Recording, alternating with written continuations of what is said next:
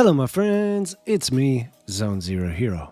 Recently, I've gotten multiple requests to do a video explaining wengines. So that's what we're going to do.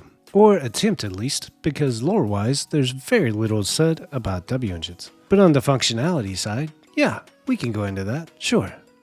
Before we get started, let me say hi. If you're new here, I make videos about Zenless Zone Zero, theories, lore, and more.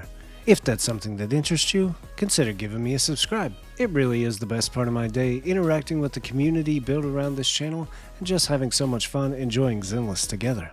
Okay, let's begin. The obvious first thing to point out is this game's obsession with music. For instance, it's called decibels when you build up an ultimate move. When you're pulling for a new character, it's called signal search. The game even has its own DJ mascot. There's basically a new song released with almost every character. On top of all that, you've got agents like Astra Yao and the Angels of Delusion that are literally pop idols. So it's plain to see that the developers value the audio side of the game just as much as the visual side or even the gameplay. The size of a wengine seems to vary a lot. Some of them seem to be small enough to fit inside of a gumball machine. Others the size of Pokeballs. Then you have special cases like Caesar, whose could be as big as a motorcycle tire. For real, here's the lore behind Caesar's wengine. A domineering appearance designed with a motorcycle tire as the foundation. Apparently, this was initially a toy the Big Daddy made for Caesar to play with, but every time Caesar played with it, it ended up in tatters. As a result, Big Daddy spent years reinforcing and modifying it over 100 times, eventually creating this superb piece of equipment that can function as a weapon, wheel, or even a light source. I'll mention one more just to further the point. This little guy is literally a self-functioning hot pot. I'd say that's pretty interesting. Not a big fan of seafood, but that looks pretty good. And to wrap up this section on wengine size, we have B-rank wengines. These little guys are supposed to be gumball machine size, but if they're that small, how do they play the CDs? Maybe the CDs are GameCube sized, or maybe PSP sized? I don't know. On the topic of disk drives, aside from the wengines themselves, they're what give the agents custom attributes and abilities. Essentially, they are music discs enhanced with a special ether technique. When played inside of an area that is high with ether concentration, the sound that they give off produces a desired distortion effect in the ether to give agents custom attributes. This is due to the nature of the hollow themselves. More or less, a hollow is a giant bubble filled with a cloud of aether-like energy.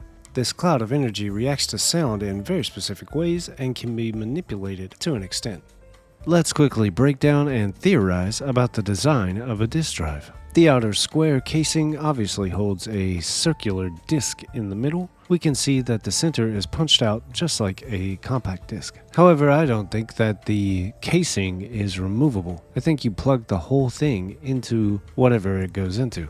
Maybe I'm overreaching here, but on the side you can kind of see some kind of port. It almost looks like a DVI, a digital video interface. But again, I think that's reaching a bit far because DVIs don't carry audio, and disk drives are all about audio. How exactly these musical discs are used is not really understood all that well, at least by me. All that we can really say is that the atmosphere inside of a hollow is super chaotic, and that music, while it's played, can bring some form of balance. So that covers the general purpose and functionality of a wengine. Now let's take a quick look at some of the things certain agent-specific wengines can do. As I mentioned before, Caesar's wengine is basically a motorcycle tire that she also uses as her shield. And here's Billy's wengine, a custom supercomputing wengine which specializes in aim assist and calculating trajectories. This literally means that Billy is just firing into the void and letting his wengine pick up the slack for aim. Oh, but it gets better. Let's keep reading. It looks more like some kind of pirated Starlight Knights figure. Now that Billy's finished his modifications, it flashes brightly whenever an enemy is detected and shouts out preset quotes. Despite this clearly exposing one's location and attracting the enemy, this is not an issue for Billy so long as everything is cool enough. Yep, Billy just wants to be cool.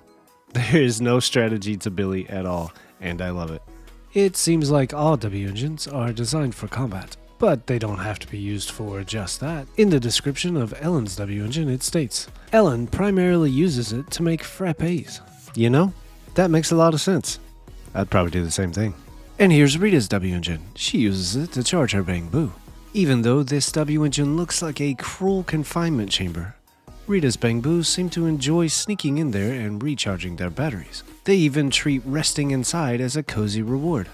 And here's one more just for fun. A special W engine decorated with a fluffy bunny. Although it's a mere imitation of the real animal, even the fiercest of Holly Raiders can relieve stress by petting their bunnies while taking a break, which enhances their combat performance. There are many similar models in this series of W engines: a portable bunny, a foldable bunny, and a furless bunny. Everyone can find one that they will not be able to refuse. So let's quickly recap what we've learned about W engines. We know that they are for battle purposes primarily, but not exclusively, and that they come in many different sizes, depending on the need of the W engine. They seem to have some kind of relationship with a disk drive and play them as some sort of sound generator or like a boombox. This sound is ether enhanced and specially tuned in order to alter and manipulate the flow of ether inside of a hollow. For the last part of this video, let's talk about big questions around W engines. For instance, where do the agents keep them during battle? Well, this is a big question mark, but it seems like most are kept inside or adjacent to their weaponry. And how are W engines powered? Well, this seems to differ based on the individual W engine in question. For instance, I said earlier, one is just a bunny. He's just a bunny. And another is kind of like a hot pot. So that one may be propane powered? Ha, propane. And where does a W engine go after battle? Well, they just kind of go. And it seems to be that the game just doesn't need them on screen at all times, so they're not. I kind of hate that that's the explanation when Zenless takes so much effort to explain everything that they do technology-wise, but yeah, that seems to be pretty much it. And that's all for this little informational video about W engines. Did I get it right? Did you learn anything? I'd love to know in the comment section down below. Thank you to everyone who suggested that I make this video. Honestly, I think W engines are a fascinating topic in the world of Zenless just because how different and unique each one is. Thank you so much for watching, and until next time, proxies and Bang-Boos, I'll see you in New Eridu. Are you ready?